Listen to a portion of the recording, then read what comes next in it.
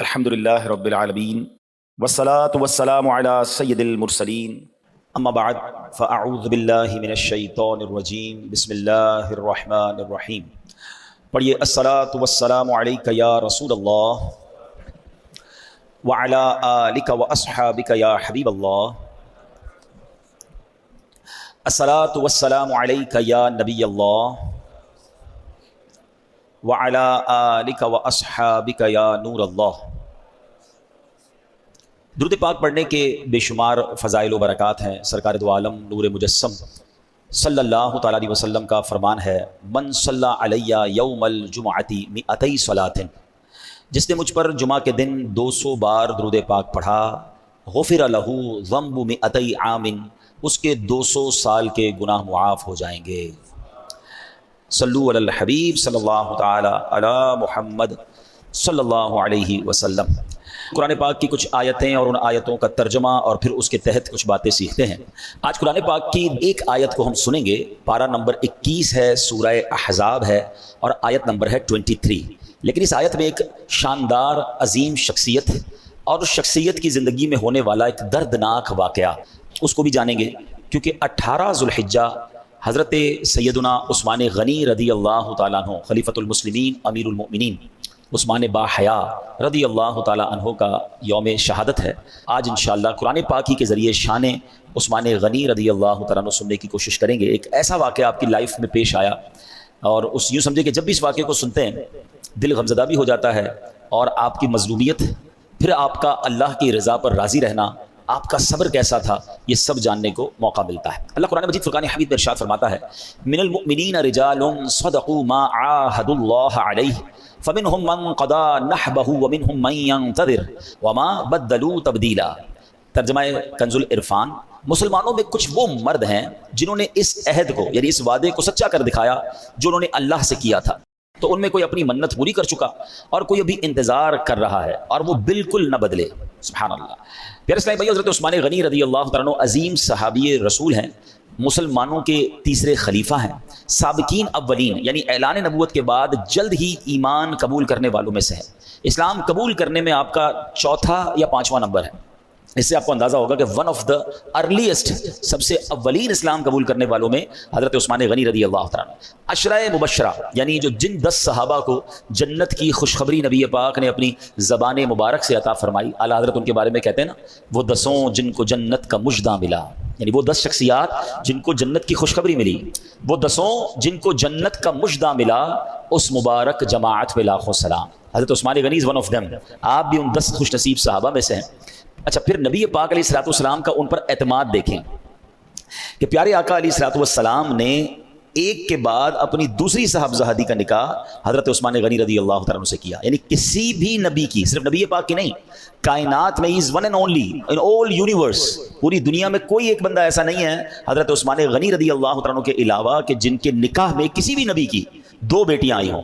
یہ صرف اور صرف اعزاز ملا ہے حضرت عثمان غنی رضی اللہ تعالیٰ عنہ کو۔ اچھا، یہاں اس میں بڑے اعتماد کی بات بھی پتہ چلتی ہے۔ جو بڑی عمر کے لوگ بیٹھے ہیں اور جن کی بچیاں جوان ہو جائیں، میری بات جلدی وہ سمجھیں گے، یا بڑے بھائی ہیں جنہوں نے اپنی بہنوں کا رشتہ کیا ہوگا، کہ بہن کا رشتہ کرنا یا اپنی بیٹی کا رشتہ کرتے ہوئے والد کو بڑی فکر ہوتی ہے، بھائی کو یہ بڑی فکر ہوتی ہے کہ کسی اچھے گھرانے میں کسی اچھے شخص کے یہاں رشتہ ہو جائے۔ اچھا، یہ ایک ایسا زندگی کا یوں سمجھے رسک ہے، یہ ایک ایسا فیصلہ ہے جو شادی کے بعد ہی پتہ چلتا ہے۔ کوئی بندہ ایسا نہیں ہوتا ہوگا کہ جو اپنی بیٹی کا رشتہ غلط آدمی سے کرے، اپنے طور پر اس نے چیک کر ہی لیا ہوتا ہے، لیکن کہتا ہے لفافہ کھلنے کے بعد ہی پتہ چلتا ہے کہ اندر سے کیا نکلا ہے۔ یہ شادی کے جتنے بھی جھگڑے ہیں جو شادی کے بعد معاذ اللہ طلاقیں ہو جاتی ہیں یا ظلم زیادتی کی داستانیں ہم سنتے ہیں، ایسا نہیں ہر جگہ مرد ہی غلط ہو، عورت کی بھی غلطی ہوتی ہے، لیکن دونوں خاندان اپنے طور پر پوری انکوائری نارملی کر لیتے ہیں۔ بہت کم لوگ ہوں گے جو نہیں کرتے، لیکن پتہ نہیں کیا ہوتا ہے کہ اس سے پہلے اتنے اچھے طریقے سے لوگ مل رہے ہوتے ہیں، اتنا پیار سے مل رہے ہوتے ہیں، جب بھی ملیں بڑے بااخلاق ہوتے ہیں، اور شادی کے بعد اصل کہانی کھلتی ہے کہ بھائی اندر سے نکلا کیا۔ تو یہ one of the biggest risk of the life ہوتا ہے۔ اللہ پاک سب کے رشتوں میں خوشیاں عطا فرمائے، جن کے رشتے ہونے اللہ ان کو ایک بہت ہی نیک صورت نیک سیرت پارٹنر عطا فرمائے، لائف خوشگوار گزرے۔ لیکن یہ ہوتا ہے۔ لیکن ایک باپ اپنی بیٹی کا کہیں رشتہ کرے اور اس بیٹی کا انتقال ہو جائے، اب وہی والد اپنی دوسری بیٹی جس گھر میں دے اسی گھر میں دے، تو آپ سوچیں کہ پہلی بیٹی کے ساتھ کتنا شاندار ایکسپیرینس ہوا ہوگا، کتنا شاندار برتاؤ انہوں نے کیا ہوگا کہ اپنی دوسری بیٹی بھی اگر بندہ اسی کے گھر میں دے دے۔ تو حضرت عثمان غنی رضی اللہ تعالیٰ عنہ کی یہاں پر کتنی بڑی شان ہے کہ سرکار دو عالم علیہ الصلوۃ والسلام کی ایک صاحبزادی جب حضرت عثمان غنی رضی اللہ تعالیٰ عنہ کے نکاح میں جاتی ہیں تو نبی پاک علیہ الصلوۃ والسلام ان کا انتقال ہو جاتا ہے، پھر پیارے آقا علیہ الصلوۃ والسلام اپنی دوسری بیٹی ان کے نکاح میں دیتے ہیں، اور اس طرح کا فرمان بھی ملتا ہے جس کا مضمون ہے کہ میری 40 بیٹیاں ہوتی اور ایک کے بعد، یعنی یہ یاد رہے کہ ایک وقت میں 2 بہنیں کسی کے نکاح میں نہیں آ سکتی، ٹھیک ہے، یہ جائز نہیں ہے، مگر ایک کے بعد ایک کا انتقال ہو اور دوسری بیٹی دی جائے تو آپ فرماتے ایک کے بعد مجھے ایک ایک کر کے 40 بیٹیاں دینی پڑتی تو میں عثمان غنی کے نکاح میں دیتا۔ تو یہ انداز، یہ محبت، یہ پیار، تو یہ ہمیں سمجھ آتا ہے کہ کیا عظیم شخصیت تھے حضرت عثمان غنی رضی اللہ تعالیٰ عنہ، اور سبحان اللہ اسی مبارک وصف جو دنیا میں کسی اور کو حاصل نہیں ہے، اس لیے ان کو کیا کہا جاتا ہے؟ ذو النورین۔ کیا کہا جاتا ہے؟ اچھا یہ ایسا مشہور لقب ہے نا، آپ صرف پاکستان میں نہیں، آپ افریقہ میں جا کے کسی مسلمان سے پوچھیں ذو النورین کون ہے، کسی عربی سے پوچھیں، کسی انڈونیشین سے پوچھیں، all around the world everybody knows him as ذو النورین۔ سبحان اللہ، ذو النورین کا مطلب ہے 2 نور والا، ٹھیک ہے۔ اور اعلیٰ حضرت امام اہل سنت بڑی پیاری بات لکھتے ہیں، آپ فرماتے ہیں نور کی سرکار سے پایا دوشالہ نور کا، نور کی سرکار سے، یعنی نبی پاک کے دربار سے دوشالہ یعنی 2 چادریں نور کی آپ کو ملی ہیں، نور کی سرکار سے پایا دوشالہ نور کا، نور کی سرکار سے پایا دوشالہ نور کا، ہو مبارک تم کو ذو النورین جوڑا نور کا۔ تو نبی پاک کے در سے 2 نور کی چادریں عطا ہو گئی اور آپ ذو النورین بن گئے۔ اچھا صرف انسانوں میں آپ ذو النورین نہیں ہیں، مشہور مولا کائنات مولا علی کرم اللہ تعالیٰ وجہ الکریم۔ اب یہاں ان خلیفۃ المسلمین صحابہ کرام میں آپس میں پیار دیکھیں، مولا علی فرماتے ہیں کہ عثمان وہ ہیں کہ انہیں فرشتے ذو النورین کہتے ہیں، رسول اللہ صلی اللہ علیہ وسلم کے داماد ہیں، پیارے آقا علیہ الصلوۃ والسلام نے انہیں جنت کی بشارت دی ہے۔ یہ کون کہہ رہا ہے؟ مولا علی شیر خدا کرم اللہ تعالیٰ وجہ الکریم فرماتے ہیں نبی کے نور 2 لے کر وہ ذو النورین کہلائے، نبی کے نور 2 لے کر وہ ذو النورین کہلائے، انہیں حاصل ہوئی یوں قربت محبوب رحمانی۔ اب یہ چھوٹا سا کنفیوژن کہہ لیں، مسئلہ بھی حل ہو رہا ہے۔ ہر آدمی ذو النورین کس کو کہتا ہے؟ حضرت عثمان غنی کو۔ ذرا زور سے نام لے لیں، حضرت عثمان غنی رضی اللہ عنہ، سبحان اللہ، ٹھیک ہے، کیا عظیم ہستی ہے۔ اب کوشچن یا کنفیوژن یہ کریٹ کی جاتی ہے کہ جناب نبی پاک نور تھے یا نہیں تھے؟ مجھے ایک بات بتائیں، جس کی 2 صاحبزادیاں کسی کے نکاح میں آ جائیں وہ ذو النورین ہو جائے تو خود نبی پاک کے نور کا عالم کیا ہوگا؟ تو یہ لفظ ذو النورین ہی اس کنفیوژن کو کلیئر کر رہا ہے کہ سبحان اللہ میرے آقا تو وہ ہیں کہ جس پر نظر فرما دیں اسے نورانی فرما دیتے ہیں۔ نور والا آیا ہے، نور لے کر آیا ہے سارے عالم میں، یہ دیکھو کیسا نور چھایا، میرے آقا نے تو اس عالم کو جگمگا دیا۔ تو نبی پاک الحمدللہ اللہ کی عطا سے وہ نور والے ہیں کہ سبحان اللہ سارے عالم کو آپ نے جگمگایا، سبحان اللہ۔ اب چلتے ہیں حضرت عثمان غنی رضی اللہ تعالیٰ عنہ نے کتنے سال خلافت کی۔ آپ حضرت عمر فاروق اعظم رضی اللہ تعالیٰ کی جب شہادت ہوئی، حضرت عمر فاروق اعظم مسلمانوں کے دوسرے خلیفہ، سب سے پہلے کون تھے؟ حضرت ابوبکر صدیق رضی اللہ تعالیٰ، پھر حضرت عمر فاروق۔ حضرت عمر فاروق کی جب شہادت ہوئی تو مسلمانوں کی اکثریت رائے نے یہ مشورہ کیا اور حضرت عثمان غنی خلیفہ مقرر ہوئے۔ 12 سال تک آپ امیر المومنین یعنی خلیفۃ المسلمین رہے۔ 18 ذوالحجہ 35 سنہ ہجری کو کئی دن بھوکے پیاسے رہ کر نہایت مظلومیت کے ساتھ آپ شہید کیے گئے۔ حضرت عثمان غنی رضی اللہ عنہ کی شہادت جو ہے وہ تاریخ اسلام کا ایک بہت ہی افسوسناک سانحہ ہے۔ یہ اصل میں قدرت کا ایک راز تھا۔ ہاں جو میں نے قرآن پاک کی آیت پڑھی ہے نا، اب آپ کو میں سمجھاؤں گا، یہ قدرت کا ایک راز تھا جو ہو کر رہنا تھا۔ پچھلی آسمانی کتابوں میں بھی یہ ذکر موجود تھا اور پیارے آقا علیہ الصلوۃ والسلام نے کئی بار غیب کی خبر دیتے ہوئے بتا دیا تھا کہ حضرت عثمان غنی جو ہے وہ شہید ہوں گے۔ اور حضرت عثمان غنی رضی اللہ تعالیٰ کی شہادت تاریخ اسلام کا وہ پہلا موقع تھا کہ جب مسلمانوں کا اتحاد ٹوٹا۔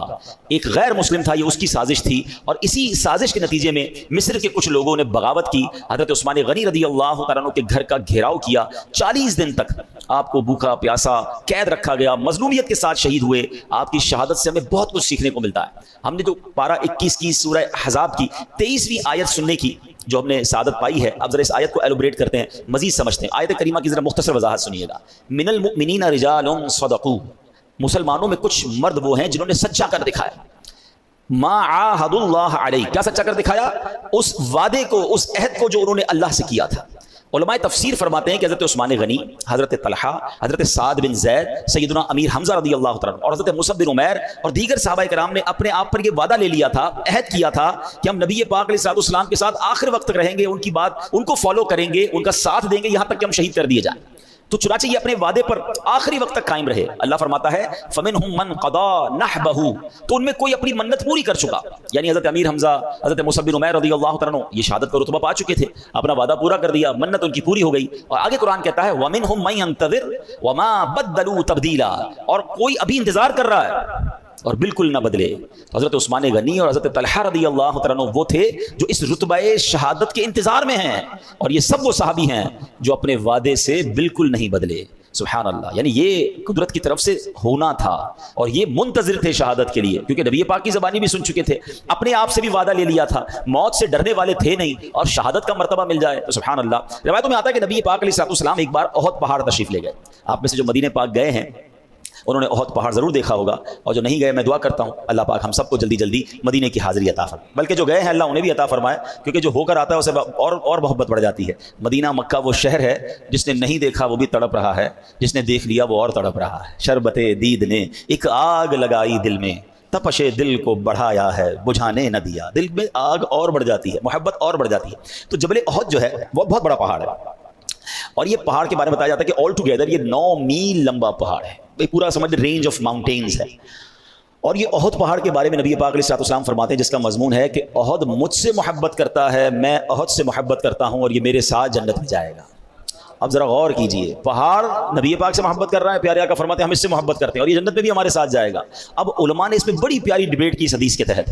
مجھے بتائیے پہاڑ تو بے جان ہوتا ہے نا، پتھر ہوتا ہے، پتھر محبت کر رہا ہے نبی پاک سے تو جنت میں جائے گا، تو اگر امتی نبی پاک سے محبت کرے گا تو وہ جنت میں کیوں نہیں جائے گا؟ اس کا مطلب یہ ہوا کہ محبت رسول اگر سچی ہے تو انشاءاللہ یہ بخشش کا ذریعہ بن جائے گی۔ اچھا نبی پاک ایک بار جبل احد پر تشریف لے گئے۔ اچھا نبی پاک کے ساتھ کون کون ہے ذرا اب یہ تھوڑا سا یاد رکھنا ہے آپ نے۔ حضرت ابوبکر صدیق ہیں، ٹھیک ہے، حضرت عمر فاروق ہیں، اور حضرت عثمان غنی ہیں۔ یعنی پیارے آقا علیہ السلام کے ساتھ کون کون ہے؟ حضرت ابوبکر صدیق ہیں، حضرت عمر فاروق ہیں، حضرت عثمان غنی ہیں، اور خود نبی پاک، 4 افراد ہیں۔ آپ پہاڑ پر تشریف لے گئے تو احد پہاڑ پر زلزلہ آنا شروع ہو گیا۔ اچھا ارتھ کویک، زلزلہ آج بھی وہ آفت ہے جس کی کوئی پریڈکشن نہیں کر سکتا۔ دنیا میں ہونے والے بہت سارے حادثات پہلے سے پتہ چل جاتے ہیں، طوفان آنے والا ہے، آندھی آنے والی ہے، بارش آنے والی ہے، فلاں چیز، but nobody knows about earthquake, کب زلزلہ آئے گا کبھی بھی پہلے سے نہیں بتایا جا سکتا۔ اچھا آ جائے دنیا کی کوئی طاقت اسے روک نہیں سکتی ہے۔ یہ کیسی اللہ کی قدرت کا نظارہ ہوتا ہے کہ بڑی بڑی عمارتیں، بڑے بڑے شہر منٹوں میں ختم ہو جاتے ہیں۔ اللہ پاک ہم سب کو محفوظ فرمائے۔ اب زلزلہ آ گیا، ٹھیک ہے، اور یہ بات ہے 1400 سال پرانی۔ جب زلزلہ آیا تو سرکار دو عالم علیہ السلام کا کمال، نبی پاک کا معجزہ اور اتھارٹی دیکھیں۔ سرکار دو عالم علیہ السلام نے احد پہاڑ کو ٹھوکر لگائی اور فرمایا اے احد رک جا، تجھ پر ایک نبی، ایک صدیق اور 2 شہید موجود ہیں۔ ذرا سمجھیے گا۔ اچھا اب مجھے بتائیے ایک نبی کون ہے؟ خود نبی پاک علیہ السلام۔ صدیق کون ہے؟ حضرت ابوبکر صدیق ہیں۔ 2 شہید کون ہیں؟ اب یہ سوچنے والی بات ہے کہ یہ 2 شہید کون ہیں؟ اللہ اکبر۔ اور یہ جو میں حدیث بتا رہا ہوں یہ بخاری شریف میں ہے۔ چلے ایک اور آج عقیدے کا مسئلہ بھی حل ہو جائے گا۔ شہید تو بندہ دنیا سے جانے کے بعد ہی ہوتا ہے نا، زندہ زندہ تو شہید نہیں ہوتا۔ حضرت عثمان غنی ساتھ ہیں، حضرت عمر فاروق ساتھ ہیں، اور آقا کیا فرما رہے ہیں؟ تجھ پر ایک نبی، اے احد رک جا، تجھ پر ایک نبی، ایک صدیق اور 2 شہید ہیں۔ حدیث کون سی کتاب میں ہے؟ بخاری شریف، یہ بھی یاد رکھ لینا، ٹھیک ہے۔ اس کا مطلب میرے آقا بعد میں کیا ہونا یہ جانتے ہیں کہ حضرت عمر بھی شہید ہوں گے، حضرت عثمان غنی بھی شہید ہوں گے۔ اچھا اس مسئلے کو میں ذرا آگے جا کے بتاتا ہوں، مگر پہلے ذرا سرکار علیہ السلام کے کمال کی تو بات کر لیں۔ کیسی ٹھوکر ہے، کیسی ایڑیاں ہیں کہ جناب جب نبی پاک نے احد پہاڑ کو ٹھوکر لگائی تو وہ زلزلہ رک گیا، احد پہاڑ ساکت ہو گیا۔ سبحان اللہ۔ عشق والے کہتے ہیں زلزلہ نہیں تھا، احد تو نبی پاک کی آمد پر جھوم رہا تھا، جھوم رہا تھا کہ میری قسمت جاگ اٹھی کہ سرکار دو عالم حضرت ابوبکر صدیق، حضرت عمر فاروق، حضرت عثمان غنی مجھ پر آ گئے۔ مگر سائنٹیفکلی ہم کیا کہیں گے؟ جناب زلزلہ تھا اور نبی پاک کی ٹھوکر سے رک گیا۔ آئے ہائے، سرکار دو عالم علیہ السلام ایسا معجزہ دکھائیں اور سیدی اعلیٰ حضرت کا قلم خاموش رہ جائے۔ آپ کہتے ہیں ایک ٹھوکر سے احد کا زلزلہ جاتا رہا، ایک ٹھوکر سے احد کا زلزلہ جاتا رہا، رکھتی ہیں کتنا وقار اللہ اکبر ایڑیاں۔ یعنی نبی پاک کی اور مبارک ایڑیوں کی شان تو دیکھیں کہ آقا ٹھوکر لگاتے ہیں اور احد کا زلزلہ رک جاتا ہے۔ تو یہ تو سرکار علیہ الصلوۃ والسلام کا معجزہ. اور نبی پاک علیہ الصلوۃ والسلام نے اب ہونا کیا ہے, کون شہید ہونا یہ بتا دیا. It means they both know very well. بلکہ ان کا ایسا عقیدہ تھا, ہمارا بھی ہونا چاہیے, کہ نبی پاک کی زبان سے نکل گیا پہاڑ ہل سکتا ہے, یہ بات ہو کر رہنی ہے. تو حضرت عمر فاروق نوز ویری ویل کہ مجھے بھی شہید ہونا ہے. حضرت عثمان غنی, اچھا حضرت عثمان غنی کو تو ایک اور جگہ بھی نبی پاک نے کس طرح مزید بتایا, یہ بھی حدیث سن لیجیے. حضرت ابو موسیٰ اشعری رضی اللہ تعالیٰ عنہ فرماتے ہیں کہ ہم مدینے کے باغوں میں سے ایک باغ میں تھے, پیارے آقا علیہ الصلوۃ والسلام کے ساتھ. دروازے پر دستک ہوئی, نبی پاک علیہ الصلوۃ والسلام نے فرمایا افتح لہ وبشرہ بالجنہ, دروازہ کھولو اور جو اس میں سے آئے اسے جنت کی بشارت دے دو. یعنی جو دروازے میں داخل ہو اسے جنت کی بشارت. اب یہ دیکھیں جنت کی بشارت کا مطلب سمجھتے ہیں, یہ بھی نبی پاک کا ذرا علم غیب دیکھیے. جنت کی بشارت کا مطلب یہ ہے کہ جس کو پہلے تو دروازہ کھل کے کون آنے والا یہ پیارے آقا کو پتا ہے. اچھا جو آنے والا ہے اس کا خاتمہ ایمان پر ہوگا, میرا اور آپ کا خاتمہ ایمان پر ہوگا. ہمیں کنفرمیشن ہے کسی کے پاس؟ ہم دعا تو کرتے ہیں بٹ نوبڈی نوز, کوئی گارنٹی نہیں دے سکتا. مگر جنت کی بشارت کا مطلب یہ ہے کہ اس کا خاتمہ بھی ایمان پر ہوگا, یہ بھی معلوم ہے, اور اللہ کی رحمت سے انہیں جنت میں داخل کیا جائے گا, یہ بھی معلوم ہے. تو کتنا کچھ معلوم ہے. دروازہ کھولو, جو آ رہا ہے اسے جنت کی بشارت دو. حضرت ابو موسیٰ اشعری کہتے ہیں دروازہ کھولا تو صدیق اکبر رضی اللہ تعالیٰ عنہ ان کو جنت کی خوشخبری سنائی, انہوں نے اللہ پاک کا شکر ادا کیا. پھر دروازے پہ تھوڑی دیر بعد دستک ہوئی. ابو موسیٰ اشعری رضی اللہ عنہ کہتے ہیں نبی پاک نے فرمایا دروازہ کھولو, جو آ رہا ہے اس کو جنت کی بشارت دے. دروازہ کھولا, حضرت عمر فاروق دروازے سے آ رہے ہیں, ان کو بھی خوشخبری دے دی کہ نبی پاک نے آپ کو جنت کی بشارت دی. انہوں نے بھی اللہ کا شکر ادا کیا, آ کے بیٹھ گئے. تیسرا ہوا دروازہ کھولو, لیکن نبی پاک نے فرمایا افتح لہ وبشرہ بالجنہ الا بلوى تصیبہ, کہ جو بھی آ رہے ہیں دروازہ کھولنا اور آنے والے کو بتا دو ایک مصیبت ہے جو انہیں پہنچے گی اور اس کے بعد یہ جنتی ہے. دروازہ کھولا تو وہ حضرت عثمان غنی رضی اللہ تعالیٰ عنہ تھے. لک ایٹ دا نظر پاک اور رسول پاک علیہ الصلوۃ والسلام. ان کو یہ بھی پتا ہے دروازے کے پیچھے کون ہے, یہ بھی پتا ہے ان کے ساتھ کیا ہونا ہے, اور یہ بھی پتا ہے وہ جنتی ہیں, وہ شہید بھی ہوں گے, تکلیف بھی پہنچے گی اور جنت میں بھی جائیں گے. اللہ اکبر. حضرت عثمان غنی کو دروازہ کھولنے والے نے کہا حضور آپ کے لیے جنت کی بشارت تو ہے مگر ایک مصیبت بھی آپ کو پہنچے گی اس سے پہلے. کیا دل ہے, کیا جذبہ ہے, کیا صبر ہے. عثمان غنی رضی اللہ تعالیٰ کہتے ہیں اچھا جناب پہلے یہ بھی چلو کنفرمیشن, جو لوگ کہتے ہیں بات کیا کرو بھائی حدیث کی قرآن کی, یہ حدیث بھی بخاری شریف میں موجود ہے. دیکھیں کتنے سارے عقائد کے باب کھلتے چلے جا رہے ہیں کہ نبی پاک علیہ الصلوۃ والسلام کے پاس کون سی نالج تھی, نالج آف انسین تھی یا نہیں, علم غیب تھا کہ نہیں. مجھے بتاؤ شہید ہونا ہے اس سے پہلے نبی پاک احد پہاڑ پہ کھڑے ہو کے بتا رہے ہیں, اور اس باغ کے اندر پیارے آقا فرما رہے ہیں دروازہ کھولو جنت کی خوشخبری دے دو. اس سے زیادہ نالج. اللہ اکبر. اور حضرت عثمان غنی کے ساتھ کچھ ہونا یہ بھی بتا دیا. سیدنا عثمان غنی رضی اللہ تعالیٰ عنہ وہ کیا کرتے ہیں, جب ان کو یہ پتا چلا کہ ایک مصیبت بھی پہنچے گی اور میں شہید بھی ہو جاؤں گا, تو جنت کی خوشخبری ملنے پر اللہ کا شکر ادا کیا. اور مصیبت کے بارے میں کہتے ہیں اللہ المستعان, اللہ مددگار ہے, اگر مصیبت آنی ہے تو اللہ کی مدد سے میں اس میں بھی کامیاب ہو جاؤں. اچھا یہاں ایک اور بات سمجھنے والے, اچھا یہ تھوڑا سا میں ریلیٹ کروں گا کربلا والوں سے بھی. امام حسین رضی اللہ تعالیٰ عنہ ان کی شہادت کی خبر بھی بچپن سے بڑی مشہور تھی. نبی پاک کو بچپن میں فرشتوں نے آ کے بتا دیا تھا کہ یہ شہید ہوں گے. بی بی فاطمہ کو پتا تھا, مولا علی کو پتا تھا. یہاں بھی آپ نے سمجھ لیا کہ حضرت عثمان غنی کو بھی پتا تھا, حضرت عمر فاروق کو بھی پتا تھا شہید ہوں گے. نہ کربلا والوں نے اور نہ حضرت عمر فاروق حضرت عثمان غنی نے کبھی نبی پاک سے کہا ہو کہ حضور آپ کی دعائیں تو رب قبول فرماتا ہے, آپ تو اللہ کے حبیب ہیں, دعا کر دیں. بی بی فاطمہ کہتی کہ حضور دعا کریں آپ کے نواسے حسین کو شہید نہ کیا جائے. مولا علی کہتے ہیں حضور اتنا پیار کرتے ہیں حسین سے, آپ ان بچوں کو اپنے کاندھوں پر سواری کرتے ہیں, اللہ سے دعا کریں کربلا کے میدان میں بھوکا پیاسا انہیں شہید نہ کیا جائے. حضرت عمر فاروق کہتے ہیں نبی پاک سے, حضرت عثمان غنی کہتے ہیں حضور آپ نے کہا تھا ہم شہید ہوں گے, آپ کرم کر دیں ہمیں اس مصیبت سے بچا لیں. نہیں, یہ بڑی کمال کی بات ہے. ان کے پاس سرکار دو عالم علیہ الصلوۃ والسلام تھے. منو بڑی آسک, کسی نے نہیں کہا سرکار دو عالم علیہ الصلوۃ والسلام سے. کیوں؟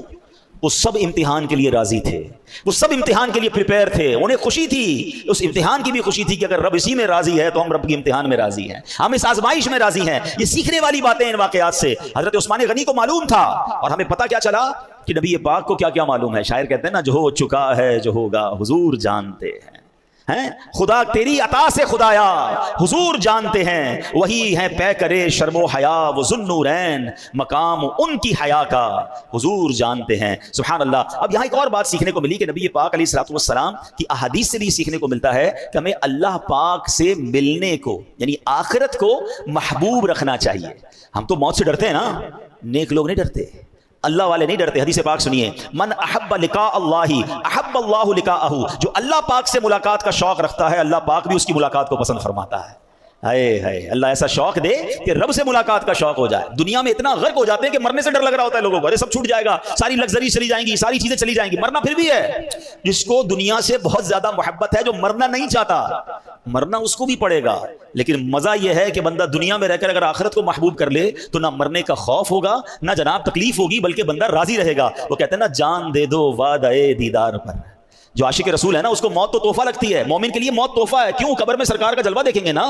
جان دے دو وعدہ دیدار پر، نقد اپنا دام ہو ہی جائے گا. وہ شاعر کہتے ہیں نا کہ قبر میں تشریف لائیں گے مصطفیٰ، عادت بنا رہا ہوں درود و سلام کی. تو عاشق رسول تو انتظار میں ہے کہ جناب جب تک جینا ہے نیکیوں کی زندگی گزارنی ہے، نمازوں کی زندگی گزارنی ہے، سنتوں پر انشاءاللہ زندگی گزارنی ہے. اور جب دنیا سے جانے کا وقت ہوگا تو غم کس بات کا، وہاں سرکار دو عالم علیہ السلام کا دیدار ملے گا، اللہ سے محشر کے دن ملاقات ہوگی اور رب کی بارگاہ، کیونکہ اس کو یہ کانفیڈنس ہے کہ میں نے تو نبی پاک کی غلامی میں زندگی گزاری ہے، شریعت پر عمل کر کے زندگی گزاری ہے. ایک جملہ میں نے سنا تھا جس کو کہتے ہیں نا رونگٹے کھڑے ہو گئے تھے. وہ ایک صاحب کہہ رہے تھے، بڑی پیاری بات تھی، وہ کہتے ہیں مرنے سے وہ ڈرے جس کی قبر میں کیڑے پڑنے ہیں. جس نے عشق رسول کی زندگی گزاری ہے وہ تو موت کے انتظار میں ہے. تو یہ فرق ہے نا، جس کو ڈر لگ رہا ہے کہ یار حرام کما رہا ہوں، حرام کھا رہا ہوں، نمازیں قضا کر رہا ہوں، اللہ کو ناراض کر رہا ہوں، تو مر گیا تو میں تو مارا جاؤں گا. مگر جس کو پتا ہے کہ میری لائف اللہ رسول کی فرما برداری میں گزر رہی ہے، تو پھر یہ حدیث کیسی ہے، من احب لقاء اللہ، جو اللہ سے ملاقات کا شوق رکھتا ہے، احب اللہ لقاءہ، اللہ بھی اس سے ملاقات پسند فرماتا ہے. تو سبحان اللہ، مفتی احمد یار خان نعیمی رحمۃ اللہ تعالی فرماتے ہیں کہ حدیث پاک میں اللہ پاک کی ملاقات سے مراد موت ہے، کیونکہ موت ہی اللہ پاک سے ملاقات کا ذریعہ ہے. مگر اللہ پاک سے ملاقات کو پسند کرنے کا یہ معنی نہیں کہ بندہ موت کی آرزو کرے، یہ تو اچھی بات نہیں ہے کہ مرنے کی دعائیں کرے، یہ منع ہے. اللہ پاک سے ملاقات کو پسند کرنے کا معنی یہ ہے کہ بندہ دنیا میں دل نہ لگائے، آخرت کی تیاری کرے، ہر وقت اللہ پاک کی رضا والے کاموں میں مصروف ہو. ایسے بندے کو اللہ پاک پسند فرماتا ہے. اس کی زندگی بھی اللہ پاک کو پیاری ہے، اس کی موت بھی اللہ پاک کو پیاری ہے. تو اے میرے پیارے اسلامی بھائیوں، یہ بات ہمیں سمجھنی ہے. اب حضرت عثمان غنی رضی اللہ تعالیٰ عنہ کی شہادت کا واقعہ کیسے ہوا؟ حضرت عثمان غنی کی خلافت کا آخری سال تھا. کچھ منافقوں نے آپ کے خلاف سازش رچائی، نتیجتاً مصر کے لوگوں نے آپ کے خلاف بغاوت کر دی، مدینہ پاک میں آ کر آپ کے گھر کا گھیراؤ کیا. حضرت عثمان غنی اندر ہیں، اب آپ کو باہر بھی نہیں نکلنے دیا جا رہا، باہر سے کھانے پینے کا کوئی سامان بھی اندر نہیں جانے دیا جا رہا. کئی دن آپ نے اسی طرح گزار لیے. آپ کے چاہنے والوں نے بار بار آپ سے عرض کی، علی جاں آپ ارشاد فرمائیے ان باغیوں کو کچھ دیر میں ہم ہٹا دیں گے. مگر آپ کا ایک ہی وعدہ تھا کہ نبی پاک علیہ السلام نے مجھ سے وعدہ فرمایا ہے، میں اس پر صبر کرتا رہوں گا. کچھ راز کی باتیں تھیں جو نبی پاک نے حضرت عثمان غنی سے فرمائی تھی. آپ نے اپنی شہادت قبول کی، مدینہ منورہ کی سرزمین پر خون ریزی کو پسند نہیں فرمایا. حضرت عثمان غنی کے پاس حضرت امام حسن بھی آئے، مولا علی نے بھی پیغام بھجوایا، آپ حکم دیں ہم ان سب باغیوں کو تہس نہس کر کے رکھ دیں گے. مگر آپ نے سب کو منع کیا، بلکہ یہاں تک کہا کہ اگر آپ نے لڑائی بھی کی، آپ نے تلوار بھی اٹھائی، مدینے میں خون بھی بہایا، شہادت پھر بھی میری ہونی ہے، کیونکہ یہ قدرت کا فیصلہ ہے اور میں اس کے لیے راضی ہوں. اللہ اکبر. آپ اطمینان سے نمازیں پڑھتے رہے، اطمینان سے تلاوت قرآن کرتے رہے، اور سبحان اللہ آپ نے اسی طرح اپنی جان اللہ کے سپرد کر دی. داتا گنج بخش علی حجویری رحمۃ اللہ تعالی حضرت عثمان غنی کی اس ادا کو کس طرح ایلوبریٹ کرتے ہیں، کس طرح سمجھاتے ہیں. آپ فرماتے ہیں کہ جب محاصرہ چل رہا تھا، باغی باہر کھڑے تھے، حضرت حسن مجتبی امام حسن نبی پاک کے نواسے رضی اللہ تعالیٰ عنہ حضرت عثمان غنی کے پاس آ کر کہا کہ امیر المومنین ہمیں اجازت دیجیے. آپ نے اجازت نہیں دی، کہا بھتیجے گھر جائیے، آرام کیجیے، تقدیر کا لکھا غالب آ جائے گا اور ہمیں خون بہانے کی حاجت نہیں ہے. حضرت داتا گنج بخش حضرت عثمان غنی کی صدا کو لکھنے کے بعد کہتے ہیں کہ یہ جو سیرت کا پہلو ہے نا، یہ حضرت ابراہیم علیہ نبینا علیہ الصلوۃ والسلام سے بڑا مشابہ ہے. جب حضرت ابراہیم کو آگ میں ڈالا جا رہا تھا، فرشتے آئے تھے اور کہا تھا حکم فرمائیں، ہم آگ بجھا دیتے ہیں، ہم بارش برسا کر آگ بجھاتے ہیں، ہوا کا فرشتہ آیا کہ ہوا چلا کر آگ بجھاتے ہیں. حضرت ابراہیم کا ایک ہی جواب تھا کہ میں رب کی رضا پر راضی ہوں، اگر میرے رب نے بچانا ہے تو وہ بچا لے گا، ورنہ میں اس دکھ اور اس پریشانی کے لیے بھی تیار ہوں. حضرت داتا گنج بخش فرماتے ہیں حضرت ابراہیم علیہ الصلوۃ والسلام کے اس کردار کی کیسی جھلک حضرت عثمان غنی میں ہے کہ ان کو بھی صحابہ آ کر کہہ رہے ہیں آپ ہمیں حکم دیجئے. آپ نے کہا نہیں، مدینے میں خون نہیں بہانا ہے، اگر رب کی رضا یہ ہے تو میں اس رضا پر راضی ہوں، اور آپ نے شہادت قبول فرما لی. تو سبحان اللہ، یہ اللہ کی رضا پر جو ہے وہ راضی رہنا، یہ حضرت عثمان غنی کی سیرت سے ملتا ہے. حضرت عثمان غنی وہ عظیم ہستی ہیں کہ جن کے بارے میں نبی پاک علیہ السلام نے فرمایا انا نشبہ عثمان بابینا ابراہیم، فرمایا بے شک ہم عثمان کو اپنے والد ابراہیم علیہ السلام کے مشابہ سمجھتے ہیں. نبی پاک نے پہلے ہی فرما دیا تھا کہ جس طرح حضرت ابراہیم کا صبر تھا، جس طرح انہوں نے آگ میں جانے کو پسند فرمایا اور رب کی رضا پر راضی رہے، عثمان غنی رضی اللہ تعالیٰ عنہ نے بھی یہ شہادت کو اسی طرح قبول فرمایا. اے میرے پیارے اسلامی بھائیوں، داتا گنج بخش علی حجویری فرماتے ہیں کہ مشائخ طریقت یعنی بڑے بڑے اولیاء کرام نے تین چیزیں، کون کون سی؟ ہدیہ مال و جان یعنی اللہ پاک کے نام پر جان قربان کرنا، نمبر دو تسلیم امور یعنی اللہ پاک کی لکھی ہوئی تقدیر پر راضی ہو جانا، اور نمبر تین اخلاص یعنی ہمیشہ اللہ کے لیے اللہ کی رضا کا طلبگار رہنا. یہ تین خاص اوصاف بڑے بڑے اولیاء کرام نے حضرت عثمان غنی رضی اللہ تعالیٰ سے سیکھے ہیں. تو سبحان اللہ، ایسی عظیم ہستی ہیں. اب یہاں ہمیں آخر میں سبق یہ لینا ہے، 40 دن کا محاصرہ ہے، بھوک پیاس ہے، اور جناب باہر تلوار لیے باغی کھڑے ہیں، مگر آپ انتہائی مشکل میں بھی صابر ہیں، نمازیں پڑھ رہے ہیں، تلاوت کر رہے ہیں، اللہ کی رضا پر راضی ہیں، اللہ سے ملاقات کے لیے راضی ہیں, شہادت کے لیے راضی ہیں, بلکہ قرآن کہتا ہے یہ تو منتظر ہیں کہ کب ہمیں شہادت نصیب ہو جائے. ہم نے کیا سیکھنا ہے اس عظیم ہستی کے اس واقعے سے؟ حضرت عثمان غنی پر جب مجھے بیان کرنا تھا, نارملی جب ہم ان کی سیرت پر بیان کرتے ہیں ہم ان کی سخاوت پر بات کرتے ہیں, ان کی حیا پر بات کرتے ہیں, ان کی اسلام پر قربانیوں پر بات کرتے ہیں. الحمدللہ موقع ملے گا وہ دوبارہ بھی کریں گے, مگر یہ جو پہلو ہے نارملی اس کو ڈسکس نہیں کیا جاتا کہ شہادت کے وقت جو آپ کا انداز تھا, ون آف دا امیزنگ آپ کا یہ زندگی میں انداز دنیا نے دیکھا. تو ہمیں صبر کرنا ہے, ہم پر بھی آزمائش آتی ہے, کبھی کاروبار ڈاؤن ہو جاتا ہے, کبھی نوکری چھوٹ جاتی ہے, کبھی کسی رشتہ دار کا انتقال ہو جاتا ہے, کبھی جناب کسی کی بات بری لگ جاتی ہے, کبھی ہمیں کوئی دو جملے کہہ دیتا ہے, ہم ڈی مورلائز ہو جاتے ہیں, بعض اوقات مایوسی کی طرف چلے جاتے ہیں. نہیں میرے پیارے اسلامی بھائیوں, زندگی کی گاڑی جو ہے نا وہ مسائل کے پہیوں پر ہی چلتی ہے. زندگی میں کبھی نہ کبھی مشکل آتی ہی ہے, نہیں آئی تھوڑے دنوں بعد آ جائے گی. Be prepare of that. ہم دنیا میں ہیں تو مشکلات کے ساتھ ہی جئیں گے. زندگی ساری کی ساری اسموتھ نہیں گزرتی ہے, مگر امتحان جب آتا ہے تو اب اللہ کے جو نیک بندے ہوتے ہیں وہ صبر کرتے ہیں, وہ آل فال نہیں بکتے ہیں, وہ کمپلینز نہیں کرتے ہیں. اللہ اکبر. حضرت ابراہیم کی ادا کو دیکھیں, حضرت عثمان غنی کی ادا کو دیکھیں, یہ سارے واقعات پکار پکار کر کہہ رہے ہیں کہ اے میرے بندوں جب مشکل آئے تو صبر کرنا, اللہ کی رضا پر راضی رہنا, کیونکہ جو صبر کرتا ہے پھر اللہ قرآن میں فرماتا ہے ان اللہ مع الصابرین. جب اللہ کی رحمت صبر کرنے والوں کے ساتھ ہو جاتی ہے ان کے کام آسان ہو جاتے ہیں, ان کے کام بڑے اچھے ہو جاتے ہیں, اور اللہ ان کو اپنی بارگاہ میں بڑے بلند مرتبے عطا فرماتا ہے. آخری حدیث سنا کر آپ کو مزید تسلی ہو جائے گی, اپنا بیان ختم کرتا ہوں. حدیث پاک کا مضمون ہے اللہ کی بارگاہ میں کچھ لوگوں کا ایک مرتبہ لکھا ہوتا ہے, ٹھیک ہے, اور وہ نمازیں پڑھ کے عبادت کر کے اس مرتبے, اس کیلیبر, اس اسٹیج پر نہیں پہنچ پا رہے ہوتے, اتنی عبادت نہیں کر رہے ہوتے. اللہ تعالیٰ چاہتا ہے کہ بندہ اتنا اونچا ہو جائے, اس کے مرتبے بڑھ جائیں, تو اب رب کریم اس بندے پر آزمائش بھیجتا ہے. بندہ صبر کر کے اپنا وہ مرتبہ پا لیتا ہے. اب سچ بتاؤ, بیماری آئی, نقصان ہوا, ٹینشن آئی, پرابلم آئی, یہ تو میرے درجے بڑھانے آئی تھی, اور ہائے میری بے صبری, میں نے شکوے کر کے, شکایت کر کے, کمپلین کر کے, پھر نہیں ملے گا درجہ. اگر آپ نے ساری بے صبری کر دی پھر تو آپ نے وہ چانس کھو دیا نا. تو بی پریپیئر فار دیٹ. زباں پر شکوے رنجو علم لایا نہیں کرتے, زباں پر شکوے رنجو علم لایا نہیں کرتے, نبی کے نام لیوا غم سے گھبرایا نہیں کرتے. ہمت میں رہیں, اللہ کی رضا پر راضی رہیں, اور اللہ سے یہ کہتے رہیں میرے مولا میں تیری رضا پر راضی. مشکلیں بھی ہیں, تو نے عطا کی ہیں, میں راضی ہوں. ایک جملہ اور سن لو تاکہ اور ٹینشن ریلیز ہو جائے گی. مصیبتیں اور پریشانیاں چھوٹوں کو مٹانے آتی ہیں, بڑوں کو بنانے آتی ہیں. جب کسی وقت پر ٹینشن آئے نا اور آپ کو لگے میں بکھر رہا ہوں, میں ٹوٹ رہا ہوں, تو سمجھ لو ابھی بڑا چھوٹا سا ہوں. اور اگر آپ واقعی مضبوط بن جائیں گے نا تو ہر مشکل, ہر پریشانی آپ کو اور مضبوط کرے گی, آپ کو اور اسٹرانگ کرے گی. تو آپ نے چیک کرنا ہے کہ مصیبتیں اور پریشانیاں چھوٹوں کو مٹانے آتی ہیں, بڑوں کو بنانے آتی ہیں. ایک آخری بات, ایئرپورٹ پر جب ہم جاتے ہیں اکثر مسافروں کو دیکھا ہے کہ وہ اپنا پاسپورٹ ٹکٹ یا تو ہاتھ میں پکڑتے ہیں یا پھر کسی جیب اور بیگ میں رکھا ہوتا ہے, اس کو بار بار چیک کرتے ہیں, کیونکہ کہیں گم تو نہیں ہو گیا. سب کو پتا ہے کہ جہاز میں سوار ہونے تک کئی بار یہ چیک ہوگا, پاسپورٹ بھی چیک ہوگا, ٹکٹ بھی ہوگا, اور آگے جا کے جب بورڈنگ کارڈ مل جائے گا تو بورڈنگ کارڈ بھی بار بار چیک ہوگا. غلطی سے کہیں گم ہو گیا تو ایسا نہ ہو ہم فلائٹ میں سوار ہونے سے رہ جائیں. ایسا ہی ہوتا ہے نا. ایسا ہی معاملہ ہمارے ایمان کا اور اچھے عمل کا ہے, اعمال صالحہ کا ہے. یاد رکھیں یہ ہمارے پاسپورٹ اور ٹکٹ ہیں جنت میں جانے کے لیے. چیک کرتے رہیں ایمان ہاتھ میں ہے کہ نہیں. اعمال صالحہ نکل تو نہیں گئے, نیکیاں ختم تو نہیں ہو گئی, بورڈنگ کارڈ ہی نہیں ہوگا, پاسپورٹ ہی نہیں ہوگا, تو کیسے فلائٹ میں جائیں گے؟ یوں سمجھیے کہ جنت میں جانے کا جو پاسپورٹ ہے نا وہ ایمان ہے. وداؤٹ ایمان جنت میں کوئی نہیں جائے گا, تو ایمان سنبھالنا ہے. اور پھر یہ بورڈنگ کارڈ کیا ہے؟ یہ نیکیاں ہیں, یہ اللہ کی رضا والے کام ہیں. تو زندگی ایسے گزاریں کہ انشاءاللہ جب جنت کا دروازہ کھلے نا اور اعلان ہو کہ اللہ کے مقبول بندو آ جاؤ, تو اللہ کرے وہ والا بورڈنگ کارڈ میرے پاس بھی ہو, وہ پاسپورٹ میرے پاس بھی ہو کہ یا اللہ ایمان والا بھی ہوں, تجھے راضی کرنے والی زندگی بھی گزاری ہے, اور اللہ کرے کہ جنت میں بلا حساب ہمیں داخلہ نصیب ہو جائے. اللہ پاک عمل کرنے کی توفیق عطا فرمائے. آمین بجاہ النبی الامین صلی اللہ علیہ وسلم.